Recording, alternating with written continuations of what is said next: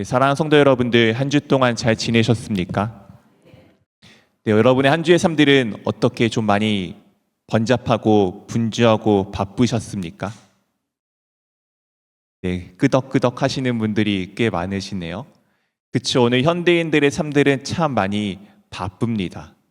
사랑하는 성도 여러분, 여러분 지금 다 손에 있는 휴대폰들이 얼마나 많은 정보들을 여러분들에게 안겨주고 있는지 알고 계시죠? 우리가 이 세상의 삶들을 살아가다 보면은 정말 많이 여러 가지로 지칠 때가 있습니다. 그래서 오늘의 말씀의 제목처럼 세상에서 우리가 살아가다 보면은 지칠 때가 얼마나 많이 있는지 모르겠습니다. 그래서 오늘은 그 지친 여러분들에게 하나님께서 위로의 말씀을 더하여 주심을 한번 보고 나가기를 원합니다. 우리 사랑하는 성도 여러분, 여러분들이 이 세상에서 가장 힘들고 버거워하는 것들은 무엇입니까? 여러분 마음 가운데 조금은 어려운 것들은 무엇입니까?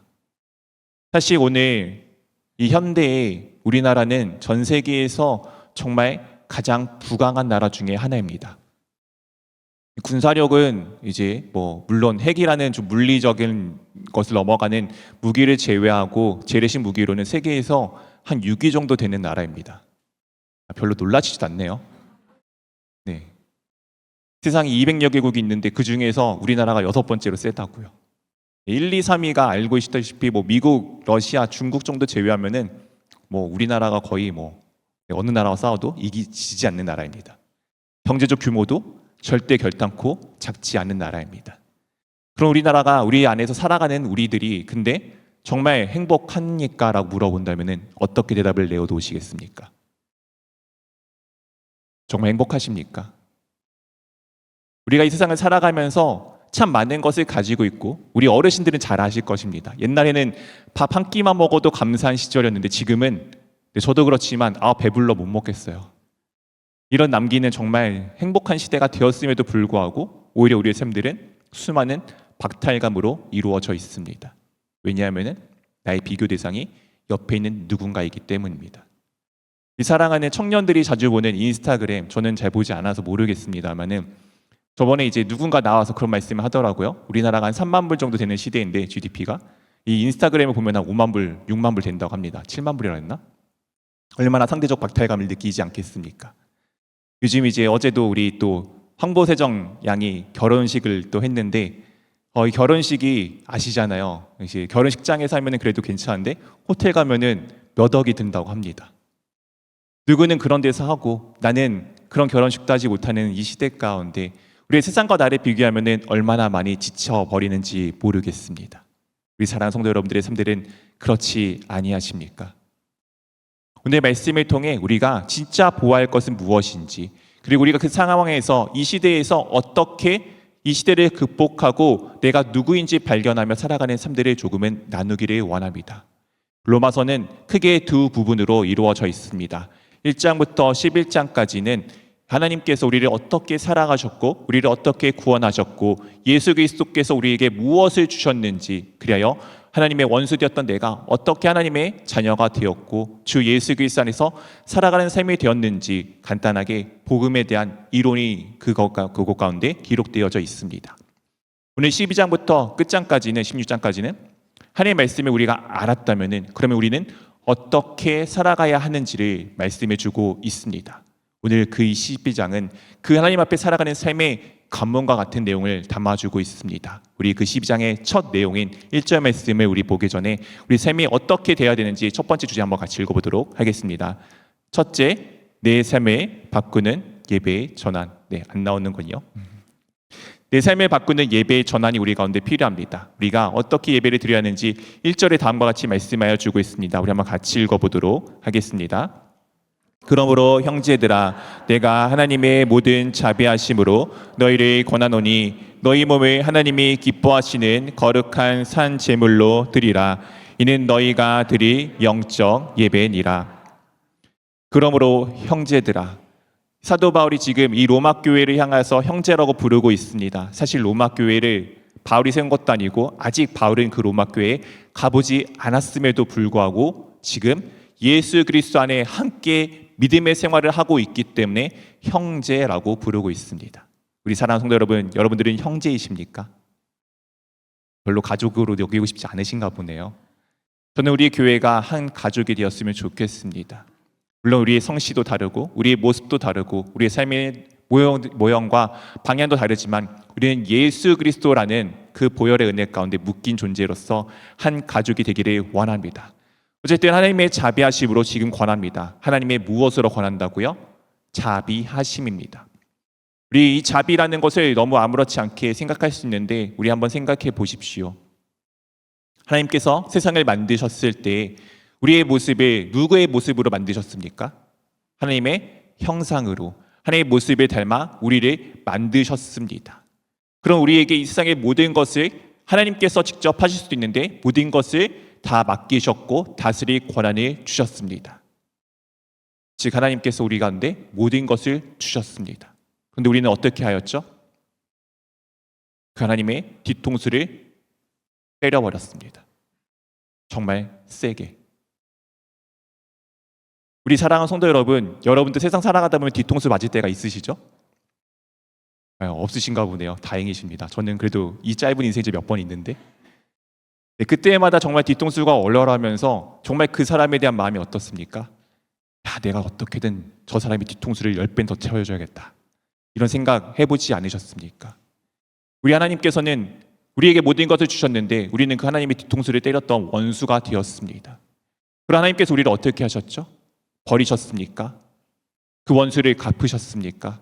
아니요. 여전히 원수되어 있던 우리를 사랑하여 주셨습니다. 그전에도 사랑하셨고 원수가 된 상황에서도 우리를 사랑하여 주셨습니다. 그래서 우리에게 자비를 베푸셔서 우리를 놀랍게도 예수 그리스도라는 주 하나님의 아들을 통하여서 자신의 독생자를 통하여서 우리를 다시금 그분 곁에 불러주셨습니다.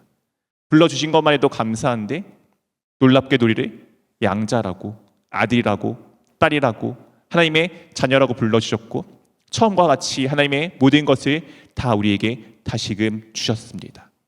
이 은혜 가운데 살아가는 것이 우리입니다. 그럼 우리가 어떻게 삶을 살아야 되냐?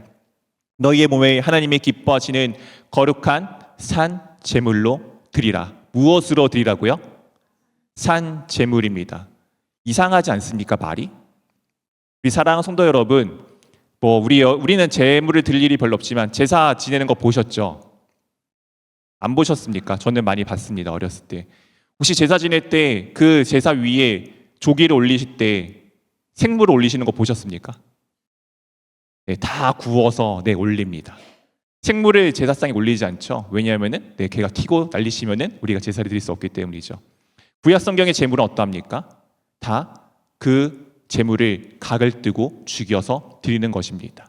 원래 제물은 죽은 것인데 오늘 무슨 제물이라고요? 산 제물입니다. 살아있는 제물입니다. 이상한 이야기 아닙니까? 원래 우리는 어떠한 존재였습니까?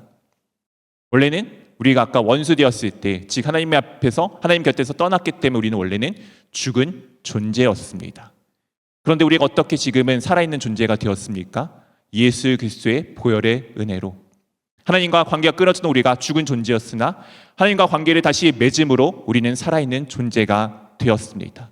즉 우리는 살아있는 존재로 하나님 앞에 제물과 같이 삶들이 살아내야 하는데 이것이 무슨 예배라고요? 너희가 드릴 영적 예배라고 말씀을 주고 있습니다. 그렇게 예배는 날마다 우리가 주 안에서 살아가는 것을 고백하는 시간입니다. 우리가 외우는 갈라디아에서 말씀처럼 내가 십자가 위에서 죽었지만 예수 그리스도와 함께 죽었지만 내가 죽은 것에 끝나는 것이 아니라 내 안에 계신 그리스도께서 살아계심으로 인하여 내가 여전히 이 땅 가운데 살아가는 이 육체를 입고 예수 그리스도를 믿는 믿음 안에서 나를 사랑하셔서 자기 자신을 버리신 예수 그리스도를 믿는 믿음 안에서 살아가는 삶이 우리 가운데 필요합니다. 이것이 영적 예배입니다. 이 영적 예배는 다른 의미로 합리적인 예배입니다. 하나님이 기뻐하시는 예배입니다. 예배는 무엇입니까? 이 시간에 이 자리에서 드리는 것이 예배입니까? 네, 이것도 예배이죠. 그러나 진짜 예배는 우리가 살아있는 동안 모든 것을 하는 예배입니다. 우리는 지금 예수 그리스도 안에서 살아있는 존재입니다. 그렇게 예배는 이 순간만 예배가 아니라 여러분이 살아 숨쉬는 모든 순간이 예배입니다. 여러분들은 그 삶의 예배로 드리고 계십니까? 아니면은 이 교회 안에서만 예배를 드리고 계십니까? 오늘 현대 기독교인들이 왜 수많은 질타를 받습니까? 교회 안에서는 너무나도 거룩해요. 교회 안에서는 누구보다 가장 아름답고 가장 자비롭고 가장 자애로운 사람입니다. 근데 세상 밖에 나가면 어떻게 하죠? 오히려 세상보다 더 못한 사람들이 얼마나 많은지 모르겠습니다. 오해하지 마십시오. 여러분의 이야기는 아닙니다. 그런 사람들이 있기 때문에 이 세상에서 예배와 삶이 분리되어져 있기 때문에 얼마나 세상에 많은 질타를 받습니까? 근데 오늘 하나님께서 무엇이라 말씀하시죠? 너희가 살아있는 제물로서 드릴 영적 예배를 드리라고 말씀하십니다. 즉 우리 삶이 예배임을 말씀하여 주고 있습니다. 그렇다면 우리가 이 예배를 어떻게 드려야 되는지 2절에 다음과 같이 말씀하여 주고 있습니다. 우리 한번 같이 읽어보도록 하겠습니다. 너희는 이 세대를 본받지 말고 오직 마음을 새롭게 함으로 변화를 받아 하나님의 선하시고 기뻐하시고 온전하신 뜻이 무엇인지 분별하도록 하라. 우리가 영적 예배를 드리기 위해서 하여야 할 것이 무엇이냐? 이 세대를 무엇하지 말라고요? 본받지 말라라고 말씀하여 주고 계십니다. 이 세대, 이 세상에 있는 논리와 이론, 이 세상이 추구하는 방향을 무엇하지 말라고요? 따라가지 말라라고 말씀하고 있습니다. 왜 지칩니까? 이 세상에 있는 모든 것을 쫓아가려다 보니 지치는 것 아닙니까? 나의 형편은, 나의 삶은 요만한 걸로 만족할 수 있는데 세상은 이만한 거를 가져야지 좋다고 행복하다고 합니다. 그래서 내 형편을 넘어서 이만한 걸 가지려고 하니 얼마나 지칩니까? 이 속담처럼 뱁새가 그 가랑이가 찢어지도 쫓아가다 보니 어느덧 내 가랑이가 찢어지고 지쳐버리는 것 아닙니까? 우리가 세상에 왜 지칩니까? 세상의 가치가 내 삶의 기준이 되었기 때문입니다. 여러분 삶의 정말 기준은 어디에 있습니까? 세상의 가치이십니까? 아니면 예수 그리스도이십니까? 우리는 예수 그리스도가 내 삶의 기준이 되기를 원합니다. 이것이 마음을 새롭게 함으로써 변화를 받는 첫 걸음입니다. 어쩔 수 없어요. 우리 눈은 계속 세상의 것들을 바라볼 수밖에 없습니다. 단순하게도 그렇지 않습니까? 우리 당장 내 차만 봐도 내 차는 요만한 차인데 옆에 누군가 좋은 차를 갖고 오면은 야, 저 사람은 차가 좋네. 저 사람 나이도 어린데 능력도 없는 것 같은데 나보다 더 좋은 걸 갖고 다니네. 아유, 나도 그럼 저만한 걸 가지고 다녀야겠다. 집만 봐도 그렇지 않습니까? 나는 요만한 집에 사는데 저 사람은 왠지 더 좋은 곳에 살고 있어요. 야, 나도 저 사람보다 나은 것 같은데 나도 저만한 곳에 살아야겠다. 우리는 계속 이 세상에 있는 것을 볼 수밖에 없기 때문에 우리가 계속 이 눈을 쫓아가다 보면은 이 세상의 가치를 쫓아갈 수밖에 없습니다. 근데 진짜는 무엇입니까? 그 보이는 것이 아니라 보이지 않는 그 너머에 있는 예수 그리스도를 우리가 하향하는 것이 더욱 중요합니다. 이것이 마음의 변화를 받는 거예요. 눈이 아니라 마음이 내가 어디를 향하는지를 보고 깨닫는 것이 중요합니다. 이 마음을 새롭게 하여서 변화를 받아서 하나님이 선하시고 기뻐하시는 온전한 뜻이 무엇인지를 무엇하라고요? 분별하는 것이 필요합니다. 우리 사랑하는 성도 여러분, 여러분 삶에는 이 어떤 행동을 할 때 이것이 하나님이 기뻐하시는 일일까? 주님이 원하시는 일일까를 얼마나 마음에 염두에 두고 살아가고 계십니까? 그냥 내 마음에 좋은 대로 그냥 내가 생각할 때 이게 좋은 것 같아 라고 그냥 일단 질러보고 계시지는 않습니까? 우리가 정말 마음 한켠에 예수 그리스도를 안고 살아간다고 하면서 정말 예수님께서 원하시는 것이 무엇인지 얼마나 염두에 두고 그것들을 판단하며 살아가고 계십니까? 이거는 참 쉽지 않습니다. 저도 일상생활의 대부분을 그렇게 하지 못해요. 당장 아침만 먹을 때만 해도 눈앞에 있는 반찬들을 보면서 나는 요거 조금 더 좋아하니까 요거 먹고 저거는 싫어하니까 나중에 먹고 요거 내가 제일 좋아하니까 마지막에 맛있게 먹어야지. 다 저의 생각으로 판단하고 결정합니다. 심지어 그 밥상의 머리에서도 예수님은 무엇을 좋아하실까? 어떤 것을 기뻐하실까? 하는 게 쉽지가 않더라고요. 모든 것이 되는 거 처음부터 쉽지 않습니다. 근데 한계부터는 할 수 있지 않습니까? 우리 그 하나씩 하나씩 해봐가는 삶들이 되기를 원합니다. 이것이 삶의 살아내는 예배입니다. 이 예배를 드리면은 세상의 가치에서부터 우리의 눈이 멀어지고 세상의 가치를 쫓는 것이 아니라 하나님께서 나를 얼마나 사랑하시는지를 알아 세상에 흔들리는 것이 아닌 세상의 그 이야기에 내 마음과 내 눈이 뺏기는 것이 아니라 하나님의 가치대로 내 삶들을 살아낼 수 있게 될 것입니다. 그렇다면 우리가 이런 삶들을 살아가는데 첫 번째 가장 우리가 귀하게 여겨야 할 것은 어디일까요? 그것은 멀리 있는 곳이 아니라 바로 가족입니다. 아까 초대에 우리는 누구라고 말씀드렸죠? 한 가족이라고 말씀드렸습니다. 즉 가족인 우리가 어떻게 해야 되는지 먼저 살펴보기를 원합니다. 우리 둘째 주제 한번 같이 읽어보도록 하겠습니다. 네, 안 나오게 제가 읽어드릴게요. 둘째, 우리는 왜 함께여야 하는가? 네, 우리는 왜 함께여야 하는지를 우리 가운데 말씀하여 주고 있습니다. 오늘 3절 말씀에 다음과 같이 말씀하여 주고 있습니다. 우리 한번 같이 읽어보도록 하겠습니다.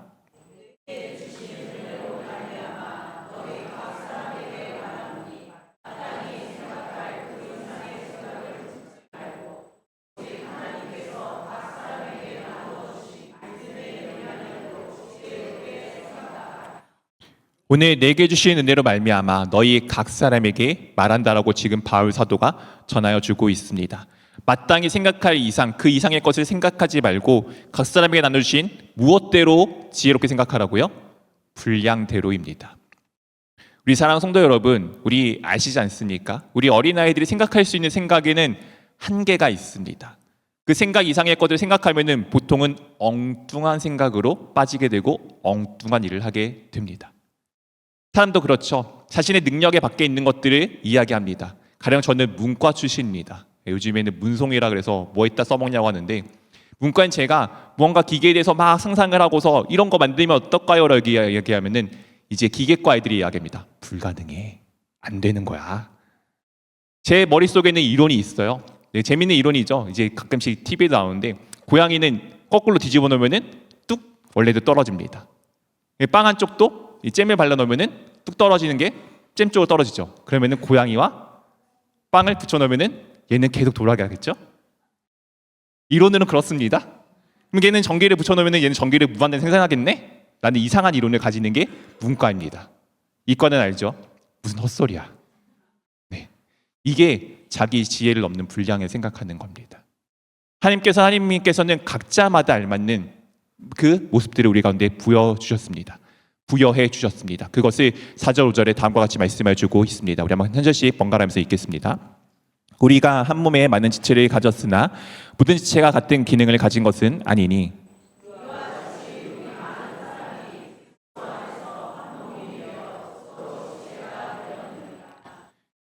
우리를 한 몸으로 표현하여 주고 있습니다. 우리 몸에는 정말 많은 지체가 있죠. 우리 알고 있다시피 이 지체가 각자의 역할들이 있습니다. 한번 상상해 보십시오. 눈이 눈의 역할을 하지 않고 나는 오늘부터 멋있는 소리를 듣고 싶어 라고 지금 눈이 귀의 역할을 한다면 그것이 온전하게 들리겠습니까? 반대로 입이 오늘은 더 이상 나는 이제 말하는 게 지쳤어. 나는 이제 입을 말하지 않고 나는 발의 역할을 할 거야. 그러면 여러분들은 걸어 다닐 수 있으시겠습니까? 쉽지 않겠죠. 저도 이제 온몸이 원래 멀쩡하다가 정말 작은 척수 하나가 눌렸습니다. 그 하나 눌리니까 다리 걸음이 지금도 많이 조금 회복하는데 시간이 걸리고 있어요. 이게 참 쉽지 않더라고요. 무언가 하나가 빠지니까 무언가 하나가 빠짐으로 인해서 많은 어려움을 조금은 경험하게 되었습니다. 온몸의 지체는 다 모든 것들이 맞추어져서 갖추어져 있는 것입니다. 우리 교회가 그런 한 모임입니다. 생각할 것은 손은 손의 역할을 하는 것이 맞습니다. 손이 또 다른 것의 역할을 하려고 하는 순간부터 그 일들은 엇그러지기 시작합니다. 눈이 눈의 역할을 해야지 다른 일을 하기 시작하는 순간부터 그 모든 것은 다 망가지게 되어져 있습니다. 근데 우리는 생각하죠. 손이 더 귀한 것 같아? 눈이 더 귀한 것 같아? 심장이 귀한 것 같아? 아니요. 그 어떤 것 하나도 빼놓을 수가 없습니다. 조금만 불편하고 조금만 다쳐보면 알지 않습니까? 작은 것 하나 무언가 빠지는 순간 모든 것이 힘들어지고 모든 것이 불편해질 수밖에 없습니다. 그렇기에 각자는 정말 귀하디 귀한 존재입니다. 손이 더 귀하고 발이 덜 귀한 거 아닙니다. 다 귀한 것입니다. 여러분들은 주님 안에서 다 귀한 그런 존재입니다. 그리고 우리의 역할을 6절부터 8절에 다음과 같이 말씀해 주고 있습니다. 우리 한 절씩 번갈아가면서 읽겠습니다. 우리에게 주신 은혜대로 받은 은사가 각각 다르니 혹 예언이면 믿음의 분수대로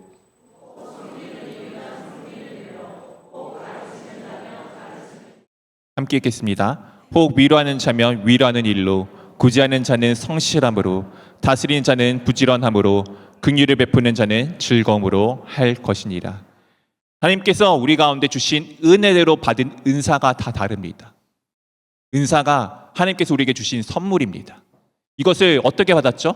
내가 노력해서요, 능력이 있어서요, 하나님께서 내게 부어주신 은혜입니다. 저는 노래를 잘 못합니다. 저는 악기를 잘 못 다뤄요. 우리 김원근 집사님은 아시다시피 또 교양학 때 수석까지 하셨던 분이 아니십니까? 제가 호른을 불고 싶다고 해서 우리 김원근 집사님처럼 불 수 있겠습니까? 제가 하면은 아마 여기 모든 계신 분들의 귀가 괴롭겠죠.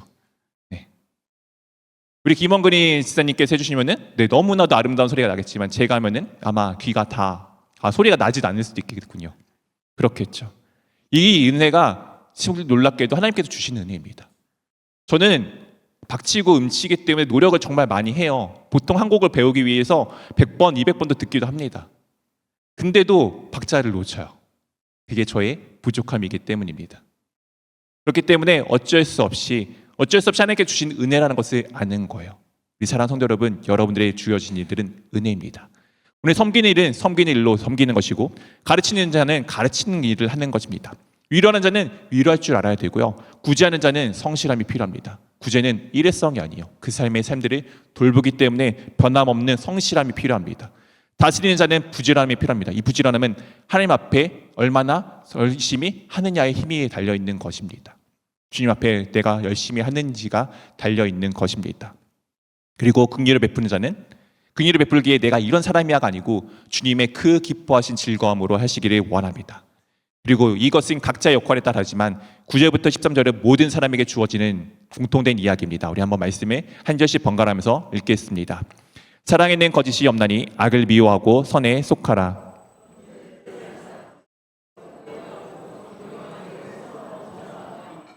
부지런하여 게으르지 말고 열심을 품고 주를 섬기라.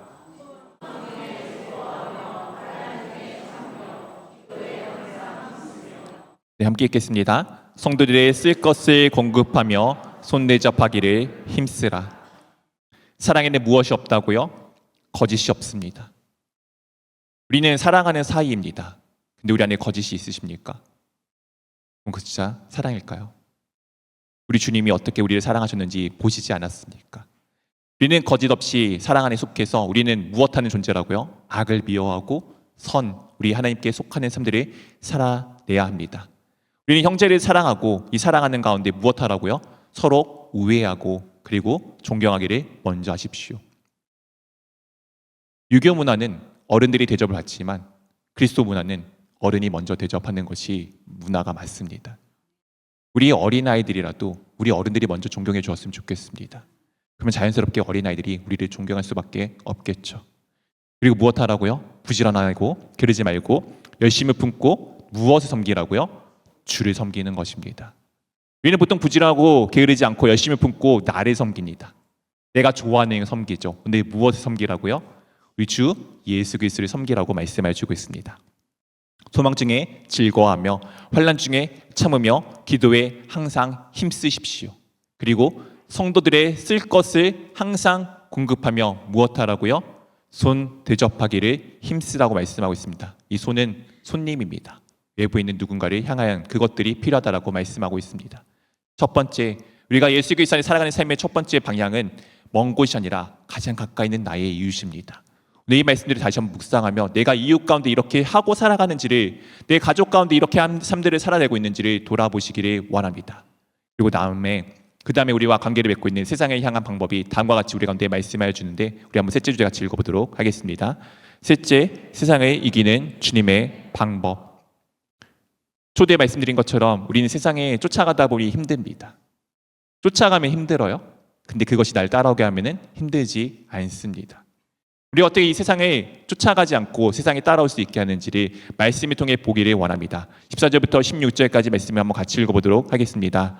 너희를 박해하는 자를 축복하라. 축복하고 저주하지 말라. 즐거워하는 자들과 함께 즐거워하고 우는 자들과 함께 울라. 서로 마음을 같이하며 높은 데에 마음을 두지 말고 도리어 낮은 데에 처하며 스스로 지혜 있는 채 하지 말라. 너를 박해하는 자를 어떻게 하라고요? 축복하라고요. 되십니까? 쉽지 않죠. 근데 우리가 축복하고 저주하지 말라라고 말씀하십니다. 왜 그런지는 이후의 말씀 가운데 다시 나누도록 하겠습니다. 그리고 즐거워하는 자들과 무엇하라고요? 함께 즐거워하고 우는 자들과 어떻게 하라고요? 함께 울라라고 말씀하고 있습니다. 옛날 우리나라 영화에서 엄청 유명한 영화가 있었습니다. 올드보이라고. 그 영화에 엄청 유명한 대사가 있죠. 너가 웃으면 세상이 함께 웃을 것이고 너가 울면은 너 혼자 우게 될 것이라고. 세상의 논리는 그렇습니다. 근데 오늘 무엇이라 말씀하시죠? 함께 기뻐하고 함께 울라라고 말씀하고 있습니다. 오늘날 기독교인들은 세상에 대한 공감이 너무나도 없어요. 세상의 아픔에 대한 공감이 너무나도 없습니다. 우리가 흔히 이런 이야기를 하죠. 주님께서 좋은 일을 하실 거야. 제가 아프고 나서 가장 마음이 아팠던 이야기가 그럽니다. 하나님께서 목사님을 크게 쓰실 거예요. 네, 그 말씀에 대한 뉘앙스는 이해하지만 제 아내가 그렇게 이야기하더라고요. 안 쓰셔도 되는데. 그냥 안 아픈 게 더 난데. 우리 보통 기독교인들 그렇지 않습니까? 어떤 일이 있을 때 주님께서 선하신 뜻이 있을 거예요. 맞는 이야기입니다. 틀린 이야기 아니에요. 근데 그게 상대방 마음에 위로가 됩니까? 그냥 가서 소리 없이 안아주는 것이 위로가 되지 않을까요? 오늘 16절에 이렇게 말씀하시죠. 서로 마음을 같이하여 높은 데 마음을 두지 말고 도리어 낮은 데 처하여 스스로 지혜는 찾지 말라. 맞아요. 지혜가 우리 가운데 있어요. 그게 진리 맞아요. 주님의 선하신 뜻이 있는 것 알아요. 근데 모르잖아요, 세상은. 그러니 그들의 마음을 우리가 눈높이 맞춰서 이해해 줄 필요가 있지 않습니까? 우리 주님께서 저 높은 하늘에 계신 하나님께서 무엇 하셨습니까? 야, 여기까지 와야 돼. 기다리셨습니까? 아니요. 내려오셨고 우리와 같은 사람이 되어서 우리의 눈높이에 맞춰주시지 않았습니까? 이것이 그들의 마음을 이해하는 방법입니다. 그렇다면 우리가 어떻게 박해한 자를 축복할 수 있는지 10절, 18절 말씀을 통해서 우리 한번 같이 읽어보도록 하겠습니다. 아무에게도 악을 악으로 갚지 말고 모든 사람 앞에서 선한 일을 도모하라. 함께 읽겠습니다. 할 수 있거든 너는 모든 아무에게도 악을 갚지 말라고 합니다. 모든 사람 앞에서 선한 일을 도모하라고 합니다. 어떻게 할 수 있느냐? 선한 일을 도모하신 우리 주 예수 그리스도를 통해서 할 수가 있습니다. 원수되었던 우리를 화목하게 만드신 우리 주 예수 그리스도를 통해서 우리는 할 수 있으면 감사하지 않습니까? 모든 사람이 아니에요. 할 수 있으면입니다. 할 수 있으면 모든 사람과 화목할 수 있게 우리가 나아갈 수 있습니다. 우리가 어떻게 원수를 대해야 되냐? 19절부터 21절 말씀에 다음과 같이 말씀해 줍니다. 우리 한 절씩 번갈아가면서 읽겠습니다. 내 사랑하는 자들아 너희가 친히 원수를 갚지 말고 하나님의 진노하심에 맡기라. 기록되었을 때 원수 갚는 것이 내게 있으니 내가 갚으리라고 주께서 말씀하시니라.